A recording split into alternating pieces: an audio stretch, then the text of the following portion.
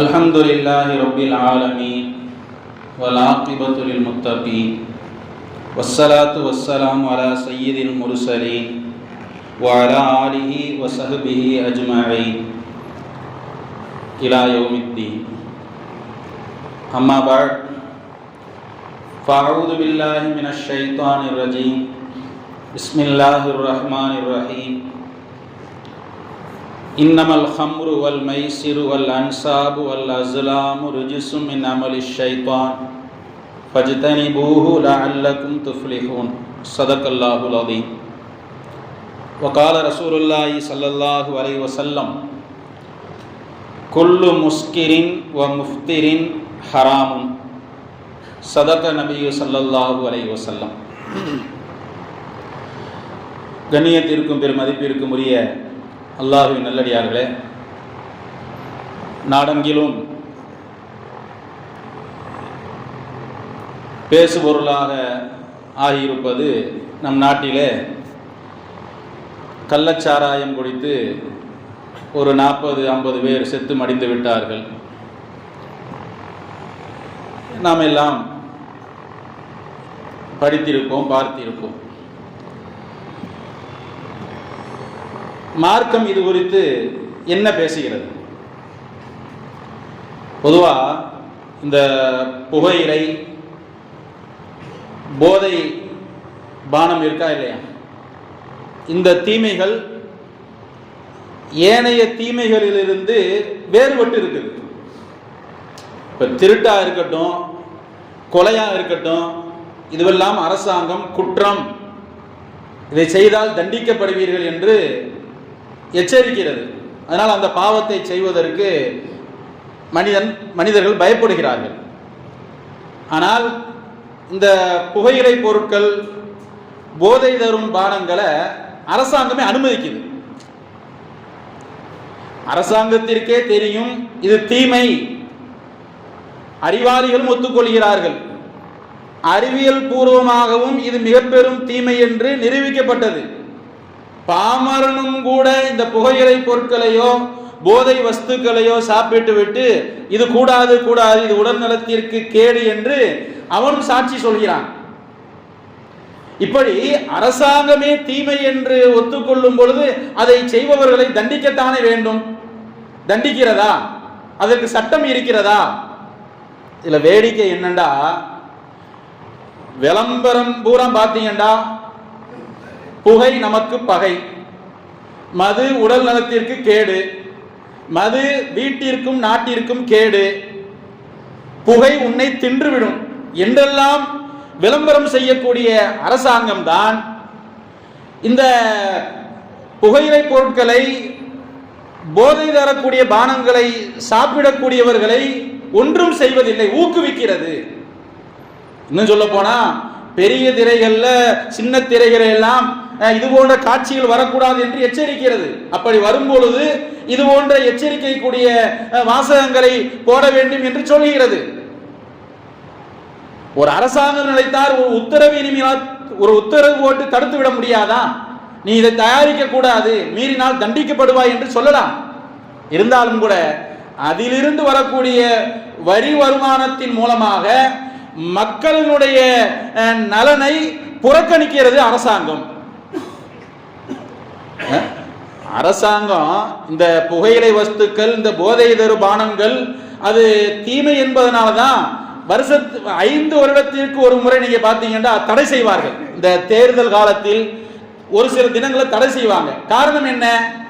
இவர்கள் குடித்தால் மனுஷனா இருக்க மாட்டான், ஏதாவது கிறுக்குத்தனமாக செய்து கலவரம் செய்து விடுவான், கலவரம் வந்துவிடும், அதனால் காரியம் கெட்டுவிடும்.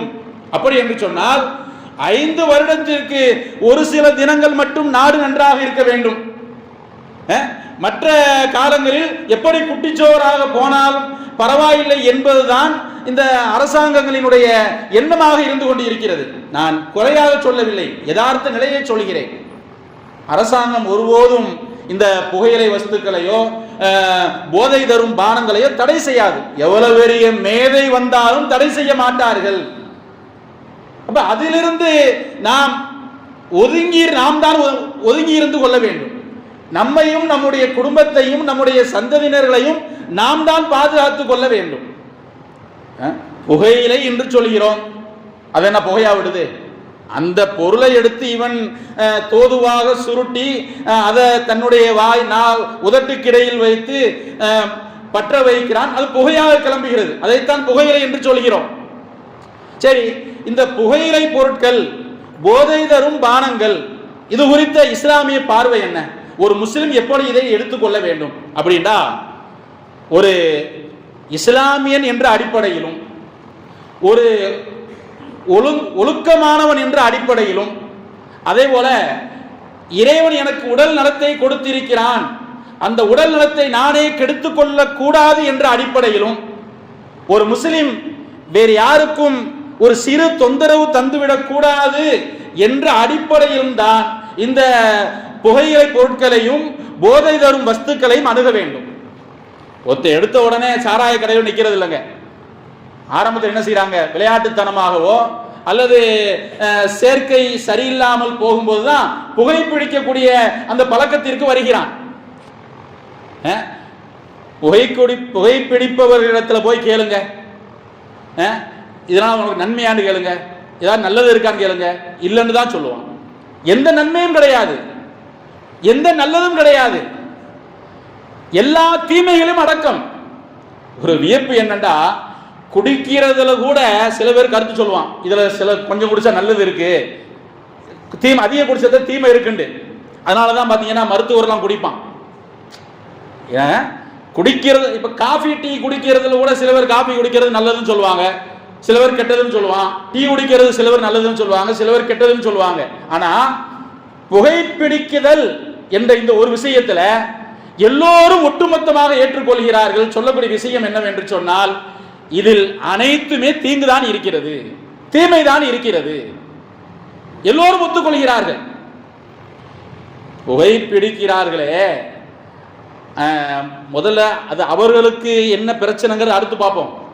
மற்றவர்களுக்கு அதன் மூலமா என்ன பிரச்சனை ஏற்படுது அப்படின்னா, இவன் புகைத்து அந்த புகையை விடுறான்ல, யார் யாரெல்லாம் சுவாசிக்கிறார்களோ அவர்களுக்கெல்லாம் உடல்நல கேடு ஏற்படுகிறது.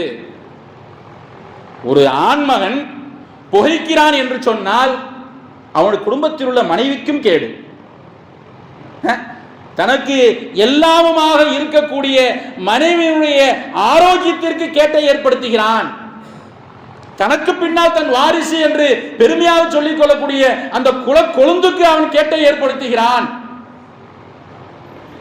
கேடிலே மிக குறைந்த கேடு எது தெரியுமா? ரசூலுல்லாஹ் சொல்றாங்க ஸல்லல்லாஹு அலைஹி வஸல்லம், நீங்க பச்சை பூண்டு வெங்காயத்தை சாப்பிட்டு விட்டு பள்ளிக்கு வராதீர்கள், அதனுடைய வாடை இங்கு தொழுபவர்களுக்கு சங்கடத்தை ஏற்படுத்தும் என்கிறார்கள். வெங்காயம் பூண்டெல்லாம் ஹராம் என்று சொல்லிடுறோம், ஹராம் இல்ல, பாவமான செயல் அல்ல, இன்னும் சொல்ல போனா அது சரீரத்துக்கு உடல் உறுப்புகளுக்கு நல்லது. ஆனா அந்த பூண்டை கூட ரசூல் என்ன செய்யறாங்க, நீங்க சாப்பிட்டு விட்டு வெங்காயத்தை சாப்பிட்டு விட்டு அப்படியே பள்ளிக்கு வந்துடாதீங்க, வராதீங்க, வாயை கொப்பளித்து விட்டு சுத்தம் செய்து விட்டு வாருங்கள். பொதுவா நம்ம ஒண்ணு நம்ம நல்லதுன்னு நம்ம சாப்பிட்டுக்கிட்டு இருப்போம், ஆனா நம்ம பேசும்போது வாயை திறக்கும் பொழுதுதான் அதனுடைய அந்த கெட்ட வாடை வீசும். அதனாலதான் கொட்டாவி விடும்போது அவுது பில்லாஹி மினஷ் ஷைத்தான்னு சொல்றது ஒண்ணு, வாயை திறக்கும் போது முதல்ல வாயை மூடணும். கண்ணாடி முன்னாடி வாயை திறந்து பாருங்களேன், ரொம்ப அகோரமா இருக்கும், உள்ளுக்குள்ள அசிங்கங்கள் நமக்கு தெரியும் எப்படி இருக்குன்னு. வாயை மூடணும். அப்ப அந்த வாயிலிருந்து வரக்கூடிய கெட்ட வாடை தான் மனிதர்களுக்கு ஏற்படக்கூடிய, அதுவும் பள்ளிவாசலுக்குள்ள சங்கடங்களில் மிக அது சங்கடத்தை ஏற்படுத்துகிறது. அதனால என்ன செய்யுங்க, அப்படியே பள்ளிக்கு வராதீங்க, வாய்க்கு பொழுது சுத்தம் செய்து விட்டு வாருங்கள் என்று சொல்கிறார்கள். அப்படி என்று சொன்னால் அந்த புகைக்கிறார்களே, அந்த புகையினுடைய நாற்றம் எவ்வளவு மோசமா இருக்கு, அதை எப்படி மார்க்கம் அனுமதிக்கும்? அப்ப அப்படி ஒரு மனிதன் தன்னுடைய மனைவி நான் எல்லா வேலை வெட்டிகளையும் முடித்து விட்டு சாயங்கால நேரத்தில் வீடுக்கு செல்லும் பொழுது அழகாக உடுத்தி பூ வைத்து கண்ணுக்கு அழகாக இருக்க வேண்டும் என்று நினைக்கக்கூடிய ஆண்மகன் அந்த மனைவியிடத்தில் செல்லும் பொழுது அந்த துர்வாடையோடு அந்த கெட்ட நாற்றத்தோடு அவன் செல்கிறான் என்று சொன்னால் அவருடைய மனது என்ன பாடுபடும்? புகைப்பவர்கள் எண்ணி பார்க்க வேண்டும். இப்ப இதுவெல்லாம் என்னங்க, புகைப்பதின் மூலமாக பிறருக்கு கேடு ஏற்படுகிறது.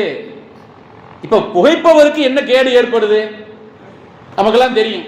முதல்ல அவருக்கு ஆஸ்துமா பிரச்சனை வருது,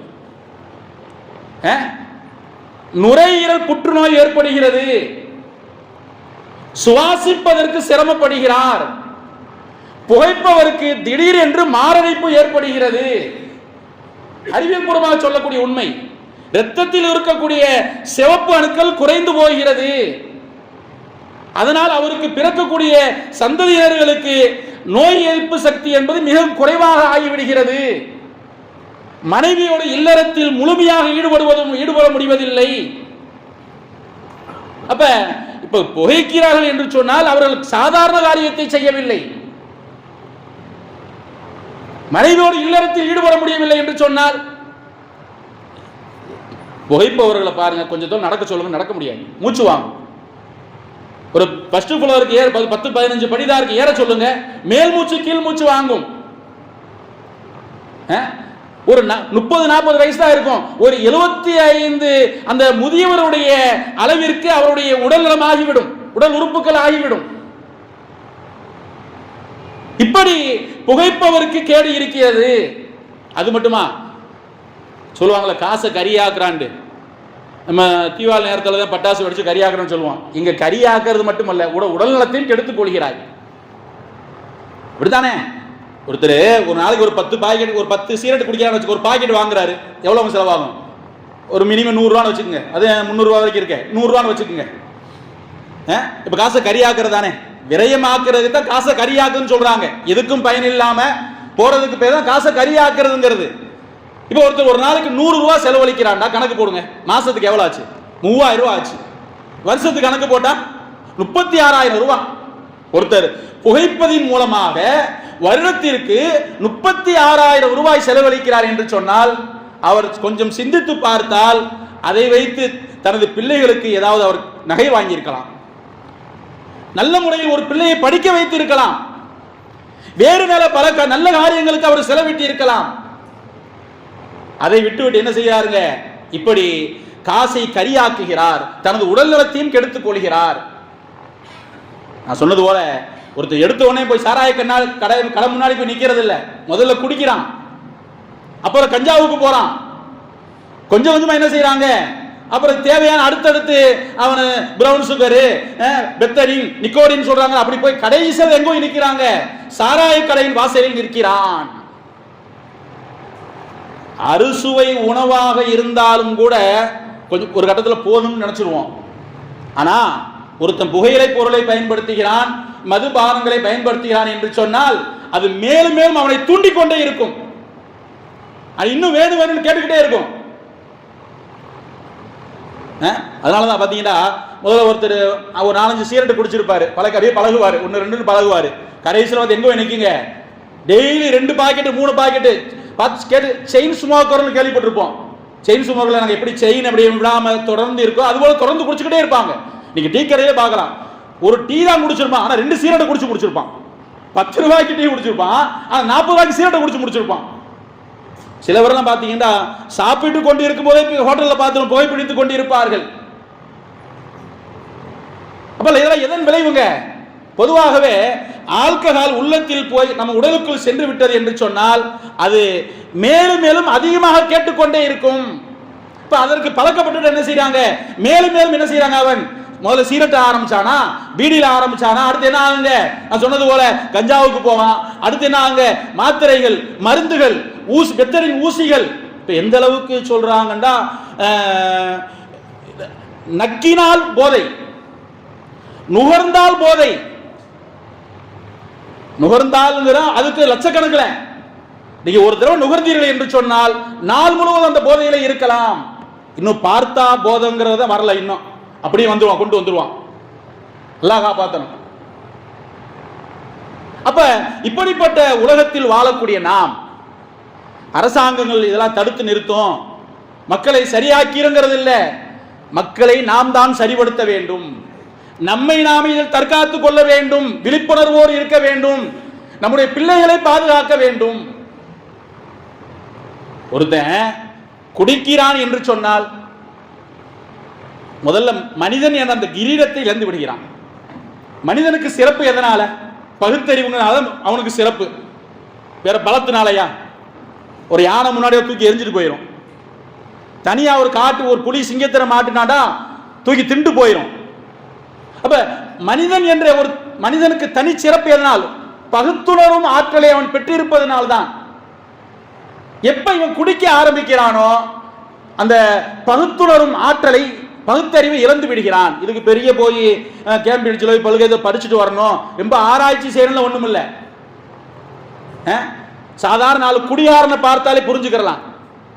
காலையில் நல்லா குளிச்சுட்டு சட்டையை நல்லா வெள்ளை சட்டை நீட்டா பேண்ட் சட்டை மாட்டிட்டு வெளியே போறான். கொஞ்ச நேரத்தில் எங்க விழுந்து கிடக்கிறான்ல. பன்னியோடு பன்னியாக, எருமையோடு எருமையாக, வீதியில நாயும் ஆடுகளும் மாடுகள் தான் படுத்து கிடக்கும். இவனும் அதோடு சேர்ந்து படுத்துக் கொள்கிறானே. எதனாலுங்க? ஒரு 100 மில்லியோ 200 மில்லியோ அந்த சாராயத்தை குடிக்கிறதுனால தானே. அப்ப பகுத்தறிவு இழந்து விடுகிறானா? அதுபோல பாத்தீங்கன்னா குடியாரல பாத்தீங்கன்னா ஒரு சின்ன ஸ்பீடு பிரேக் தான் இருக்கும். அவன் என்ன செய்வாங்க, மலை போல அவன் கண்ணுக்கு தெரியும் போல காலை அப்படியே தூக்கி வைப்பான். பாத்திருக்கீங்களா? ஒரு செங்கல் கரை ஒரு 4 விரல் கட்ட தான் இருக்கும். இவன் 4 அடி நினைச்சுக்கிட்டு காலை தூக்கி வைப்பான். ஒரு ஆடு மாடு கூட என்ன செய்யுங்க, அது எதற்கு எந்த அளவு குதிக்க வேண்டும் அந்த அளவு தான் குதிக்கும். அதனால நல்ல அழகா சொல்லுவான், அவர்களுக்கு உள்ளங்கள் இருக்கும், அவர்கள் சிந்தித்து பார்க்க மாட்டார்கள். சிந்திக்க முடியாது. பார்வை இருக்கும், அவர்கள் பார்க்க முடியாது. கேட்கக்கூடிய சக்தி இருக்கும், அவர்களால் கேட்க முடியாது. உலாயிக்க கல் அன்ஆம், அவர்கள் கால்நடை போன்றவர்கள். சொல்லிவிட்டு இல்ல இல்ல பல்ஹும் அல்லல், அதைவிட மோசமானவர்கள். அப்படித்தான் ஆகி போச்சு. ஒரு 4 விரல் கட்ட செங்கல் கல்லை பார்த்து என்ன செய்வாங்க, ஒரு 4 அடி இருப்பது போல காலத்துக்கு வைக்கிறான்ல. ஆடு மாடு கூட அது தோதுவாகத்தானே தாவும், குதிக்கும்.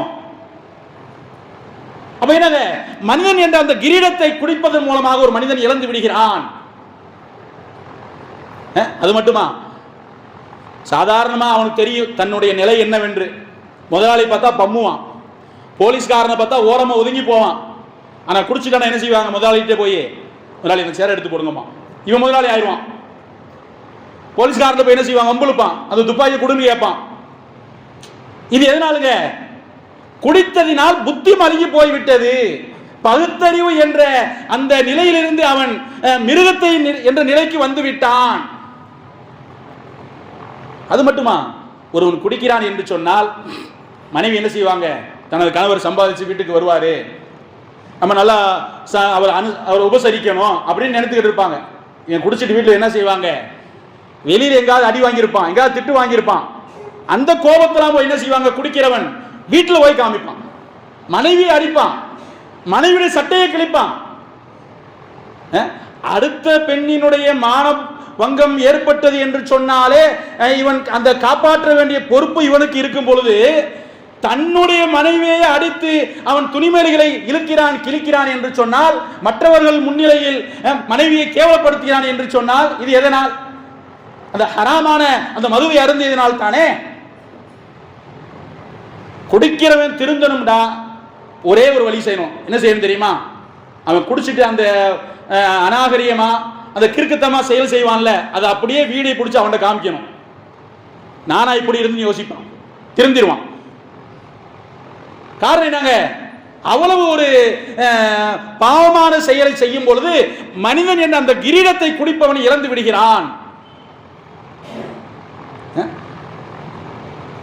எவ்வளவு விஷயங்கள். தாய்க்கும் தாரத்திற்கும் வித்தியாசம் தெரிவதில்லை. அடுத்த பெண்ணை பார்த்தா மனைவி நினைச்சிடறான். பாக்குறமா இல்லையா? குடிச்சிட்டு பஸ்ல ஏறான், அடுத்த பெண்ணை சீண்டுகிறான். எதனால்? குடித்ததின் விளைவுதானே, அந்த பாவத்தை செய்ததின் விளைவுதானே. எம்ஜிஆருடைய காலத்துல பார்த்தீங்கன்னா இந்த சத்துணவு திட்டம் வந்துச்சுல, அப்ப என்ன காரணம் சொன்னாங்க தெரியுமா? சம்பாதிச்சுட்டு ஆண் மகன்லாம் குடிச்சிடுறாங்க, அதனால வீட்டுக்கு காசு போறதில்ல, வீட்டுல பெண்கள் என்ன செய்யறாங்க, பிள்ளைகளை படிக்க வைக்காம வேலைக்கு அனுப்புறாங்க. அதெல்லாம் என்ன செய்யறாங்க, காமராஜர் கொண்டு வந்தார் சத்துணவு திட்டம். அதோட தொடர்ச்சியா என்ன சொன்னாருங்க, அதனால பிள்ளைகளுக்கு நான் உணவு போட்டா பள்ளிக்கூடத்திற்கு வருவார்கள் என்று நான் மதிய உணவு போடுகிறேன் என்று போட்டார். அதுக்கு இப்படி செஞ்சிருக்கலாம், என்ன செஞ்சிருக்கலாம், ஒரேடியா அந்த மதுவை தடை செஞ்சிருந்தால் எல்லோரும் நன்றாக இருந்திருப்பார்கள். அதனாலதான் கருணாநிதி இந்த இதை கொண்டு வந்த போது, மதுவை அமுல்படுத்திய போது தெரு தெருவாக போய் என்ன பிரச்சாரம் செய்தார், பெண்களுடைய ஓட்டுக்களை வேட்டையாடினார்.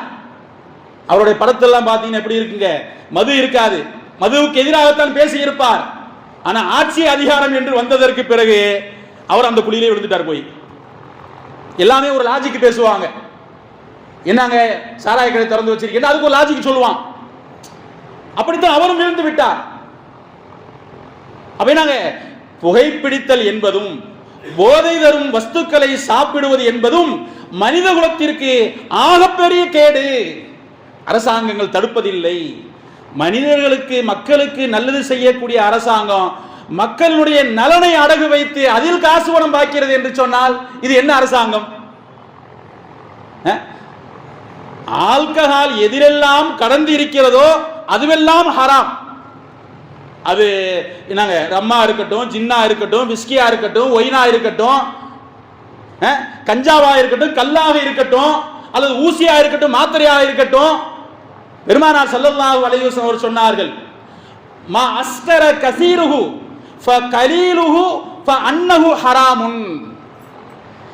எதுவெல்லாம் நீங்கள் அதிகமாக சாப்பிட்டால் போதையை தருமோ அதை நீங்கள் குறைவாக எடுத்துக்கொண்டாலும் அதுவும் ஹராம், தடை செய்யப்பட்டது. நீ கேட்குறாங்களா சில பேர், அந்த பீரில் கொஞ்சம் தான் ஆல்கஹால் இருக்கு குடிக்கலாமா அப்படின்னு கேட்குறாங்கல்ல, அவங்களுக்கு ரசூலுல்லாஹ் பதில் சொல்றாங்க, எது அதிகமாக சாப்பிட்டா போதை தருமோ அதை குறைவாக உட்கொள்வதும் ஹராம், தடை செய்யப்பட்டது என்கிறார்கள் பெருமானார் ஸல்லல்லாஹு அலைஹி வஸல்லம் அவர்கள். அதனால என்னங்க, அந்த சிந்தனைக்கே போகக்கூடாது. அதனால தானே ஆல்கஹால் கடந்த ஸ்ப்ரே கூட மனிதன் அடிக்கக்கூடாது. சென்று அத்தர் போடலாம், ஆல்கஹால் கலந்த அந்த என்ன செய்யக்கூடாது, அந்த ஸ்ப்ரே அடிக்கக்கூடாது. நீங்க வீட்டில் கஞ்சி ஊற வைக்கிறீங்கல்ல, ஒரு நாள் நைட்டு ஊற வச்சு காலையில் குடிக்கிறது அது உங்களுக்கு நல்லதா தெரியும். அதே பாருங்களேன், சொக்கும், என்னப்பா பழைய கஞ்சி குடிச்சுன்னு சொல்லுவோம். அது 2 நாள் 3 நாள் கழிச்சு குடிச்சு பாருங்க, அதுதான் ஊற வைக்கிறது தான் போதை. இப்போ எப்படி இந்த ஒயின்லாம் தயாரிக்கிறான், பழங்களை ஊற வைத்து அதை பாட்டில் அடைக்கிறது தான்.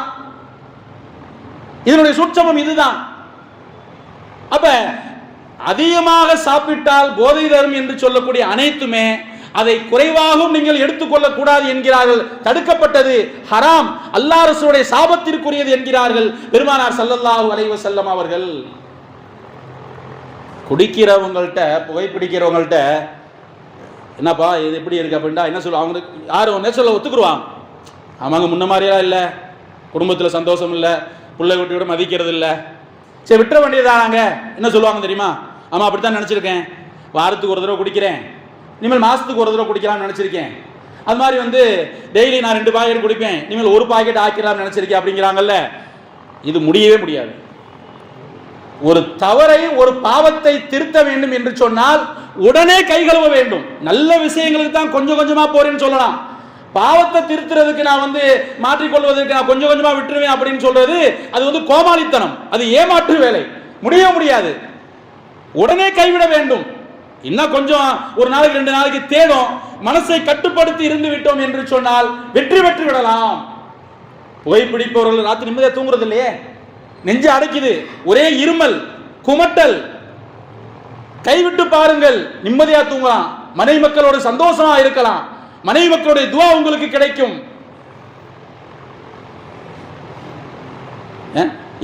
இந்த கொரோனா காலத்துல பல மாதங்கள் சாராய கடை பூட்டிட்டு போட்டாங்களே, என்ன செத்து போயிட்டாங்க அப்படித்தான் சொன்ன. என்ன எல்லாம் இந்த மருத்துவர் முதல் கொண்டு சொல்லுவான், உடனே விட்டுட்டா பிக்ஸ் வந்துடும், எல்லாம் சரிஞ்சு செத்து போயிடுவாங்க அப்படின்னு. கொரோனா காலத்தில் எத்தனை பேர் செத்தான்? குடிக்காம தானே இருந்தான். அப்ப என்னங்க, ஒரு பாவத்தை நீங்கள் விட வேண்டும் என்று நினைத்தால் பாவத்தில் போய் நான் கொஞ்சம் கொஞ்சமா விட்டுங்கிறது கிடையாது, உடனே கை கழுவ வேண்டும்.